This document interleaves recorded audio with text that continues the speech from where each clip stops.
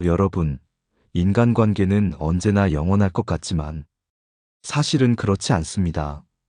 아무리 가까운 친구, 오랜 세월 함께한 지인, 혹은 가족 같은 사이도 끝나는 순간이 반드시 찾아옵니다. 문제는 그 끝을 우리가 쉽게 알아채지 못한다는 데 있습니다. 설마 저 사람이 나를 버리겠어. 우린 오래 알았으니 끝까지 갈 거야. 이렇게 안일하게 생각하다 보면 이미 마음은 멀어지고 관계는 끝나버린 뒤라는 걸 뒤늦게 깨닫게 됩니다. 그리고 그때는 상처만 더 깊어져 있지요. 제가 상담을 하면서 들은 이야기 중 하나가 있습니다. 20년 지기 친구가 있던 한 분은 어느 순간부터 그 친구가 연락을 먼저 하지 않는 걸 눈치챘습니다. 처음엔 바쁜 줄 알았습니다. 그래서 계속 먼저 전화를 하고, 먼저 만나자고 하고, 먼저 챙겼습니다. 그러나 그 친구는 늘 피곤하다며 거절했고, 심지어 약속을 잡아도 잦은 변명을 늘어놓으며 나오지 않았습니다. 결국 그는 깨달았습니다. 아, 이 관계는 이미 끝났구나.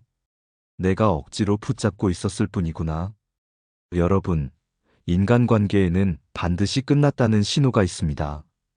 문제는 그 신호를 알아채지 못하고 억지로 붙잡다가 더 큰 상처를 입는다는 점입니다. 정약용은 인간관계에 대해 이런 말을 남겼습니다. 지나간 인연을 붙들면 그것은 짐이 되고 괴로움이 된다. 인연의 끝을 알아채고 놓을 줄 아는 것이 오히려 우리를 지켜주는 지혜입니다.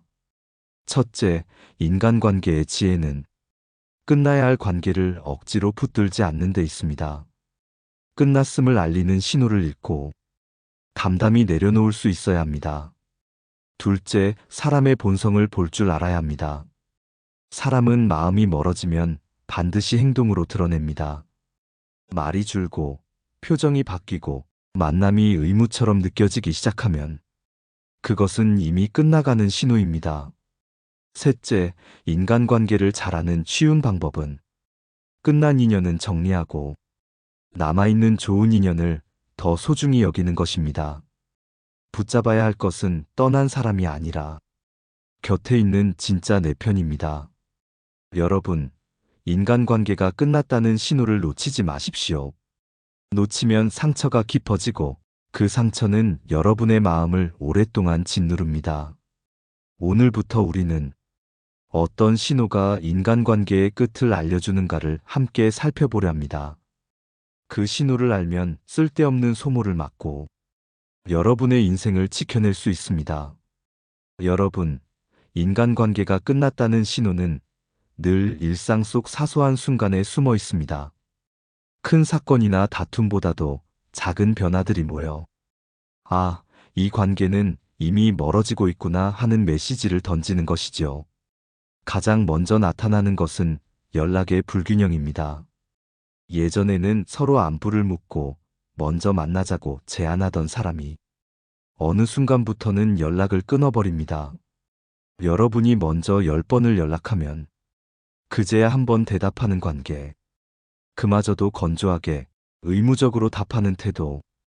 이것은 관계가 이미 한쪽으로 기울어져 있다는 신호입니다. 상담을 하다 보면 이런 이야기를 자주 듣습니다. 제가 먼저 연락하지 않으면 그 사람은 절대 저한테 연락을 안 해요. 항상 제가 애쓰고 있더라고요.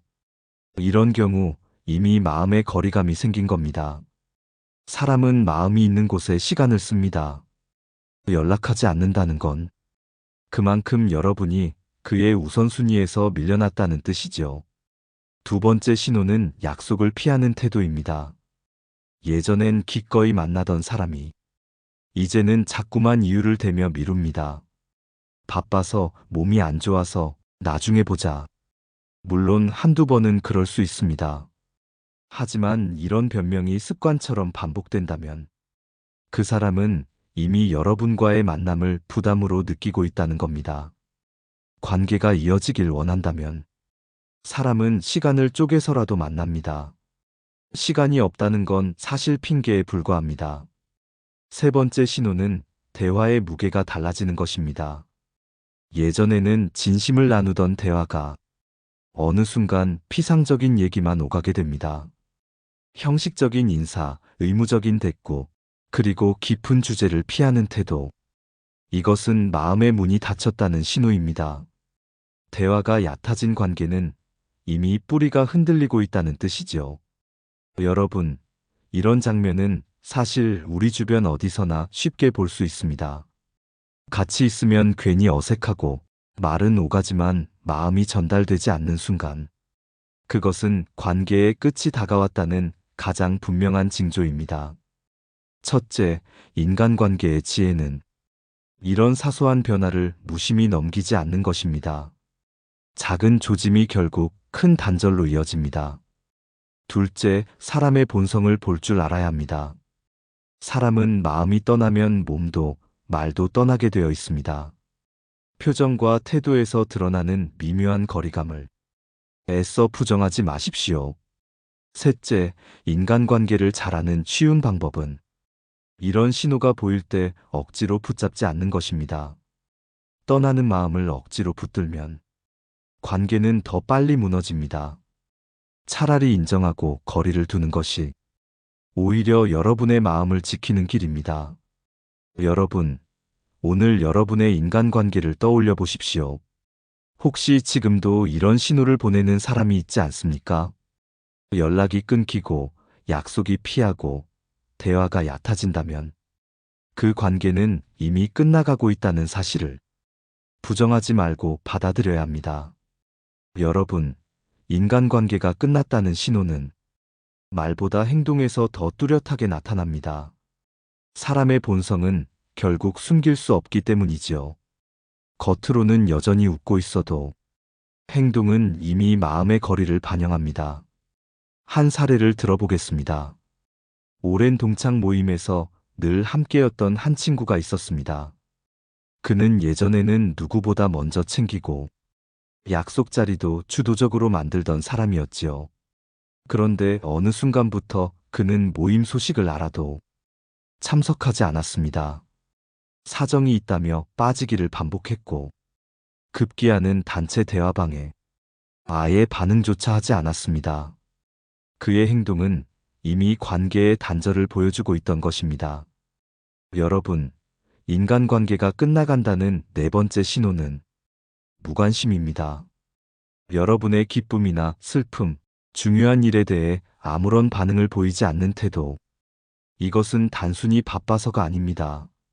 마음이 멀어졌기 때문에 여러분의 일에도 관심을 잃은 것입니다. 다섯 번째 신호는 비교와 폄하입니다. 예전에는 응원과 지지를 해주던 사람이 이제는 사소한 말 한마디에도 그 정도로는 부족하지 않냐라며 깎아내립니다. 혹은 다른 사람과 비교하며 여러분의 가치를 낮춥니다.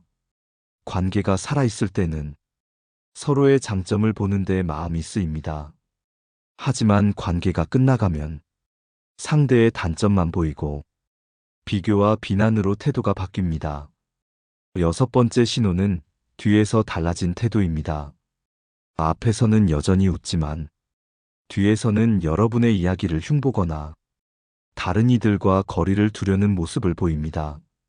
겉과 속이 다른 태도는 이미 마음이 관계에서 떠났다는 가장 분명한 증거입니다. 가까이 있기 때문에 드러나지 않을 뿐, 시간이 지나면 반드시 표면으로 나타납니다.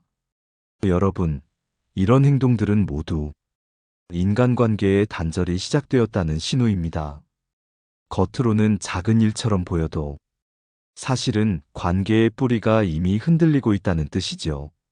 첫째, 인간관계의 지혜는 말보다 행동에서 신호를 읽는 것입니다. 사람은 말로는 감출 수 있어도 행동으로는 결국 진심을 드러냅니다. 둘째, 사람의 본성을 볼 줄 알아야 합니다. 관심이 끊기고 비교와 비난이 잦아지며 겉과 속이 다른 태도를 보일 때 그 본성은 이미 멀어져 있음을 알려줍니다. 셋째, 인간관계를 잘하는 쉬운 방법은 이런 행동 변화를 애써 부정하지 않는 것입니다. 설마 저 사람이 그럴 리가라는 기대보다 보이는 그대로 받아들이는 용기가 필요합니다. 여러분, 인간관계가 끝났다는 신호는 겉으로 크게 드러나지 않습니다. 그러나 무관심, 비교, 겉과 속이 다른 태도는 그 어떤 말보다 확실한 신호입니다. 이 신호를 알아채는 순간 우리는 더 이상 상처받지 않고 오히려 지혜롭게 관계를 정리할 수 있습니다. 여러분, 인간관계가 끝났다는 신호를 읽어내는 것은 결국 관계를 붙잡을지 놓을지를 결정하는 지혜와 연결됩니다. 그리고 수많은 철학자와 사상가들은 이미 오래전부터 이 문제에 대한 해답을 남겨두었습니다. 니체는 인간은 자신을 해치는 관계를 끊을 용기를 끝내 가지지 못한다라고 말했습니다. 우리는 본능적으로 손실을 두려워합니다. 오랜 인연을 끊는 것이 마치 실패 같고 버림받는 것 같아 보이기 때문이지요. 그러나 사실은 정반대입니다. 끝나버린 관계를 억지로 붙잡는 것이 진짜 손실을 키우는 길입니다. 정약용은 인간관계에 대해 이렇게 경고했습니다. 지나간 인연을 다시 불러 세우려 하면 스스로 고통을 더할 뿐이다. 그는 이미 관계의 끝을 인정하는 것이 자신의 삶을 지키는 길이라고 보았습니다. 관계가 끝났는데도 계속 마음을 쓰고 집착하는 것은 결국 자기 자신을 해치는 일일 뿐이라는 겁니다. 여러분, 삶에서 중요한 것은 누구와 함께 하느냐이지 얼마나 많은 사람을 곁에 두느냐가 아닙니다. 철학자 쇼펜하우어도 말했습니다. 우리를 해치는 인연 하나를 정리하는 것이 10명의 친구를 얻는 것보다 유익하다. 이 말은 인간관계의 본질을 꿰뚫습니다. 끝난 인연을 정리해야만 진짜 소중한 인연과 더 깊은 관계를 맺을 수 있는 것입니다. 첫째, 인간관계의 지혜는 관계의 끝을 인정하고 내려놓는 데 있습니다. 붙잡으려는 마음을 버려야 비로소 가벼워지고 자유로워집니다. 둘째, 사람의 본성을 볼 줄 알아야 합니다. 사람은 변합니다. 마음이 변하고 상황이 변합니다. 그 변화를 받아들이지 못하면 스스로 고통에 갇히게 됩니다. 본성을 인정하고 흐름을 받아들이는 것이 진정한 성숙입니다. 셋째, 인간관계를 잘하는 쉬운 방법은 끝난 인연을 정리하는 동시에 지금 곁에 있는 사람을 더 소중히 대하는 것입니다. 이미 떠난 사람을 붙잡기보다 함께 있는 이들에게 감사와 진심을 전하는 것이 훨씬 지혜로운 태도입니다. 여러분, 관계의 끝은 패배가 아닙니다. 오히려 자기 삶을 지키기 위한 선택입니다. 불필요한 인연이 사라져야 여러분의 삶에 여백이 생기고 그 여백 속에 새로운 좋은 인연이 들어옵니다.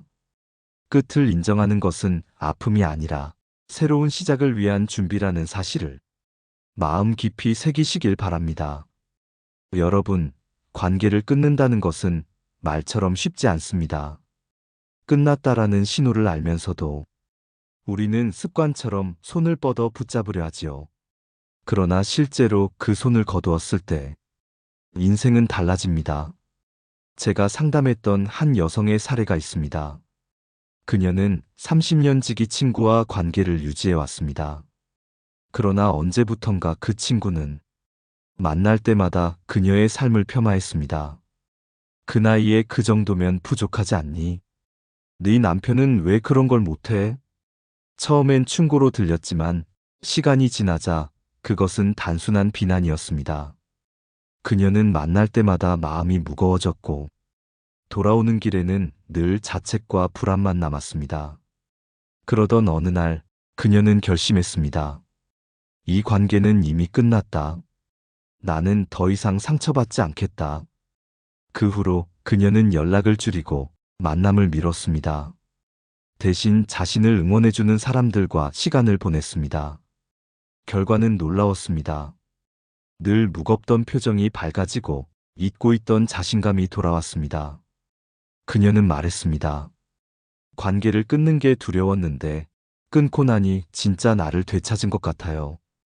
여러분, 관계를 정리하는 것은 상실이 아닙니다. 진정한 나를 회복하는 과정입니다. 불필요한 인연이 사라지면 여러분의 마음은 비워지고 그 비워진 공간에는 더 좋은 사람, 더 건강한 관계가 들어옵니다. 첫째, 인간관계의 지혜는 내 삶을 소모시키는 관계를 구분하는 데 있습니다. 만날 때마다 기운이 빠지고 나 자신이 작아지는 느낌이 든다면 그것은 반드시 정리해야 할 신호입니다.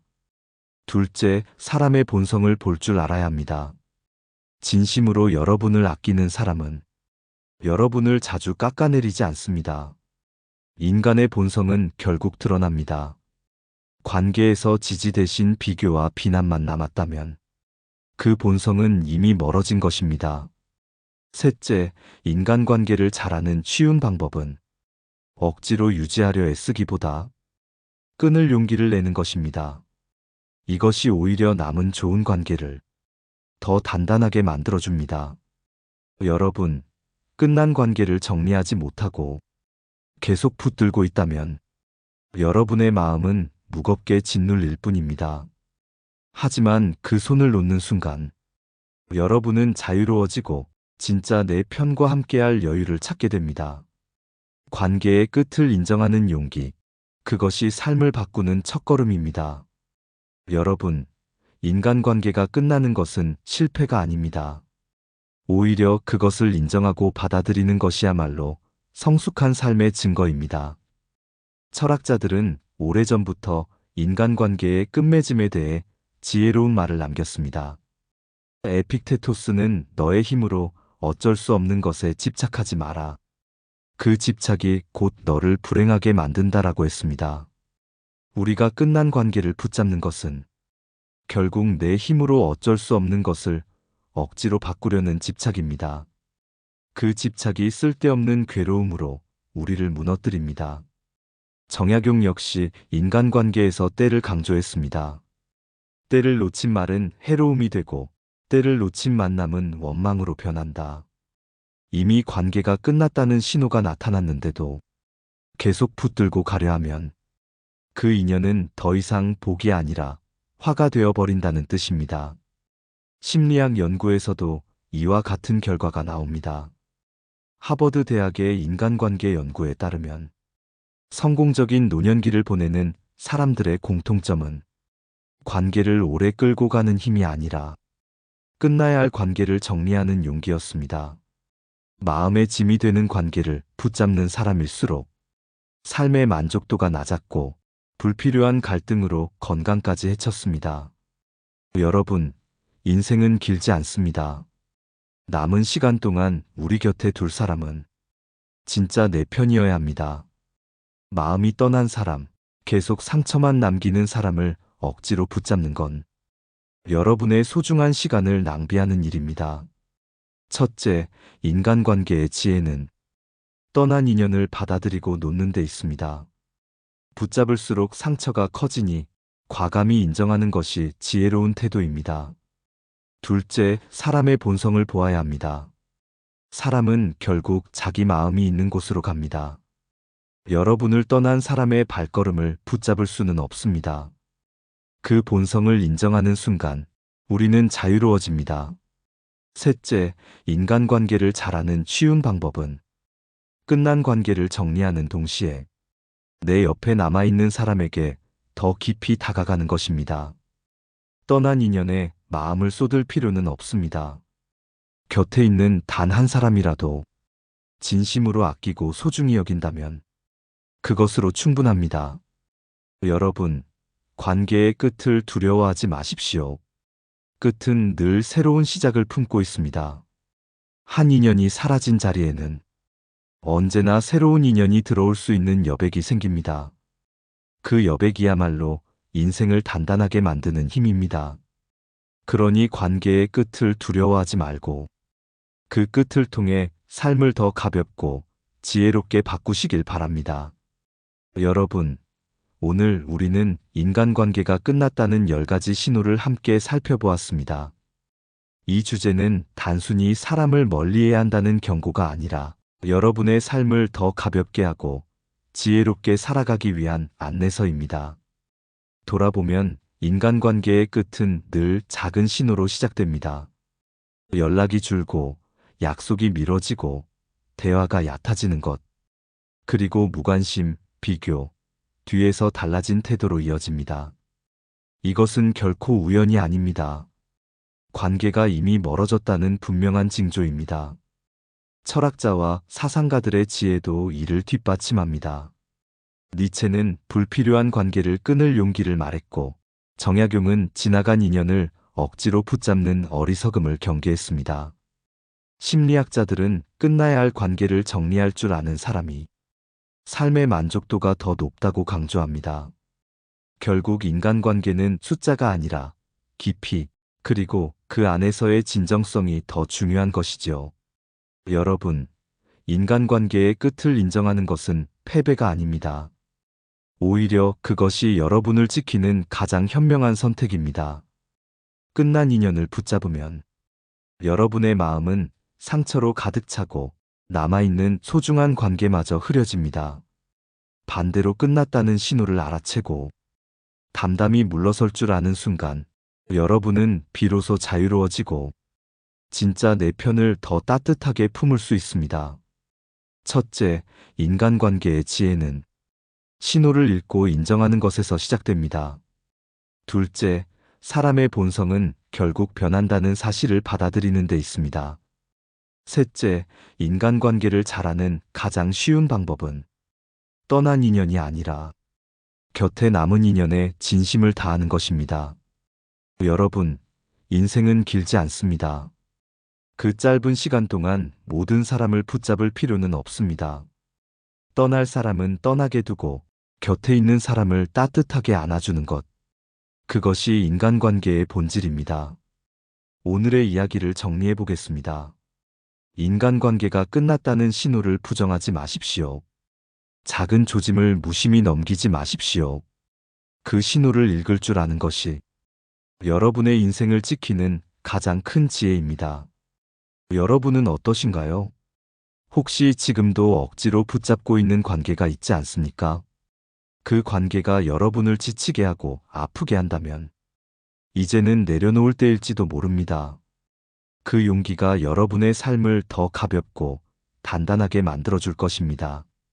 오늘 이야기가 마음에 남으셨다면 여러분의 생각을 댓글로 나눠주시길 바랍니다. 여러분의 경험이 누군가에게 큰 위로와 지혜가 될 수 있습니다. 구독과 좋아요도 부탁드리며 앞으로도 여러분의 삶에 도움이 되는 이야기로 찾아뵙겠습니다. 끝까지 함께 해주셔서 진심으로 감사합니다. 여러분의 하루가 존중과 평온으로 가득하시길 바랍니다. 지혜의 숲이었습니다.